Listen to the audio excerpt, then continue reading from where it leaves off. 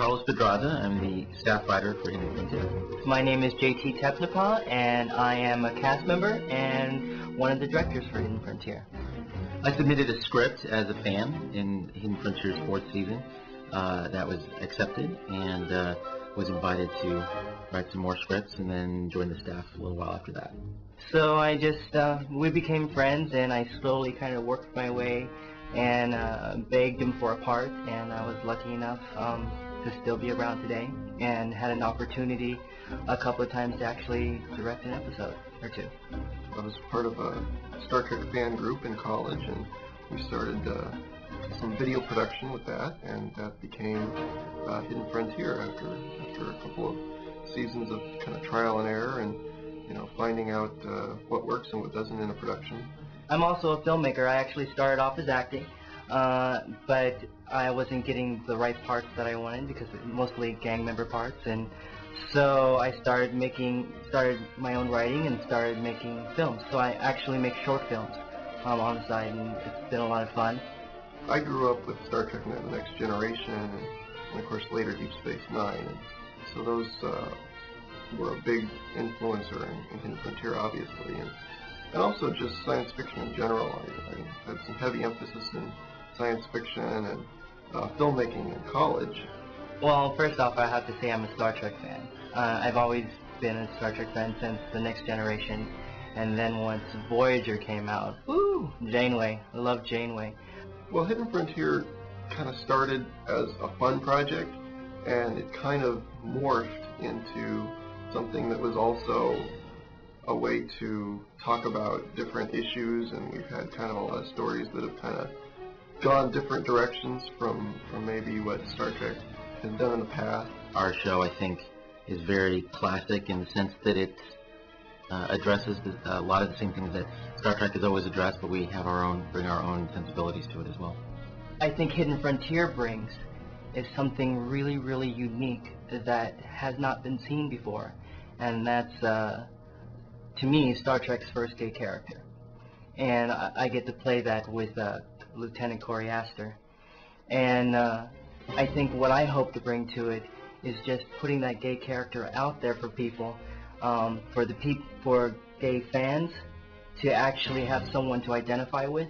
The other thing is that our series, because it has a couple of gay characters in it, appeals to science fiction fans who felt like Star Trek has always ignored who they are because it's never really dealt with this issue head on. And while I don't think we're very preachy about it, most of our storylines about it really are just people who care about each other going about their business the way anybody does. But it's sent a strong signal to a lot of young people here in the United States, all over the world, who write us and tell us how much it means to them and how it helps them get through the difficulty of being young and gay in whatever part of the world that they're in.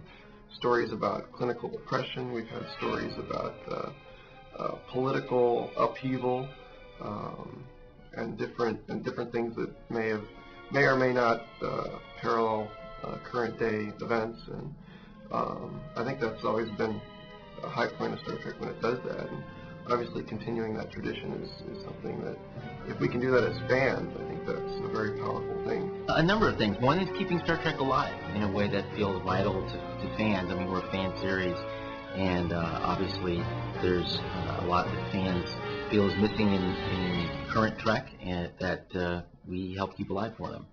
Hidden Frontier to me feels like a family. I don't know what I would be doing with my weekends if I didn't have Hidden Frontier. I might be robbing a bank or something. I don't know. Hidden Frontier pretty much keeps me out of trouble. I get to Monday through Friday. I've got my regular day job, and then I really look forward to my Saturday and Sundays to come here and meet people. Everybody is so friendly, and I think I've made really long-lasting friendships that you don't really see, because in a short, when I'm doing a short, you make friends for that time and it's over.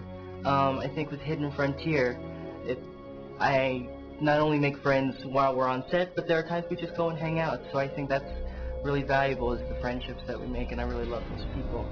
in terms of some of the production stuff, people are always asking, well, why do you spend so much of your time on this? And I think part of what makes Hidden Frontier special is that it is a lot like a family. I mean, people care about each other. We're here because we love Star Trek, and we love making films about Star Trek.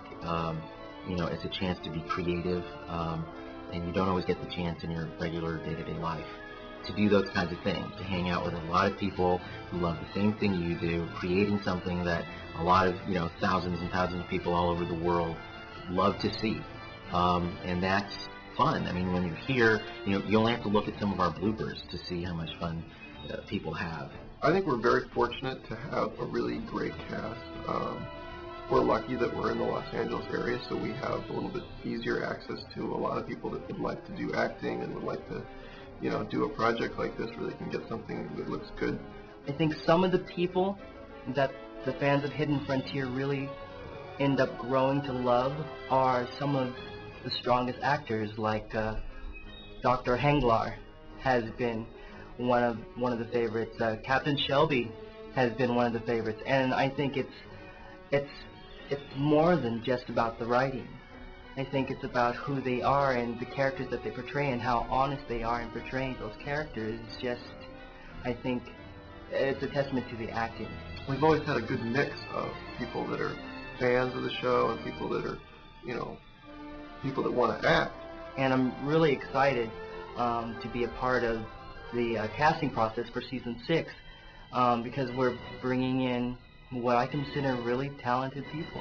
I think probably our biggest setback is the fact that we have had cast changes over the course of going into 6 years. I think given that, the series has weathered them well, but they always do cause some disruption, and especially going into the 6th season, losing one of our principal cast members who was very popular.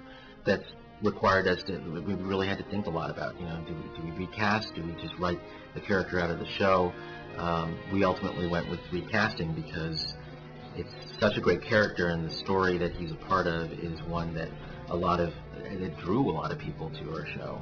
We're just recasting one of the major cast members this season for season 6, and they've been with us for 5 years, so I'm just impressed. I almost went into it thinking, oh, okay, we'll have a new captain every year or something because we just won't have the people stick around, but they've stayed with it. We're all here for the same reason. I mean, we're all volunteers. Nobody's here for the money. We're here because we love Star Trek. We're here because we like honing our various crafts. Those of us who are actors, it gives them a chance to really act in substantive ways that they may not be getting professionally in the depth that they want it in. For those of us who write, it's a chance to stretch ourselves and actually see the things that we write performed by real actors.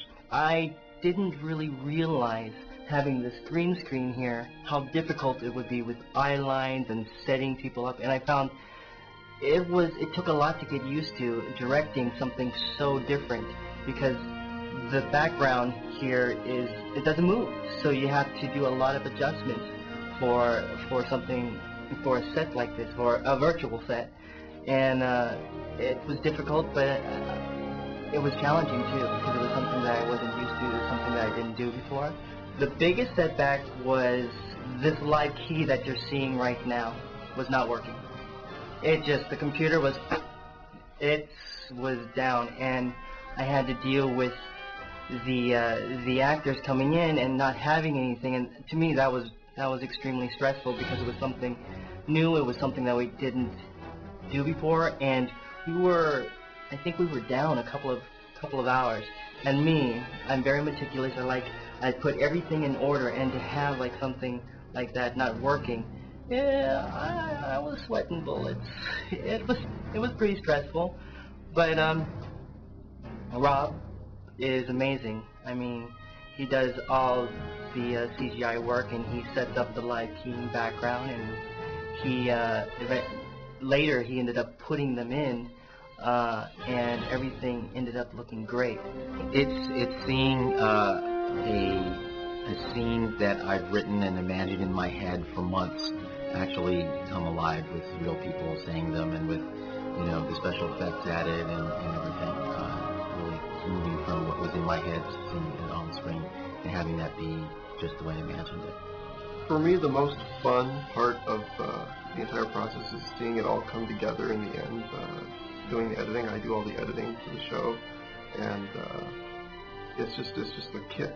It's just a real blast to see something come from all these different takes of different people at different angles, and all of a sudden they're talking to each other, and they may not have even been shot on the same day or in the same room, and it's a trip.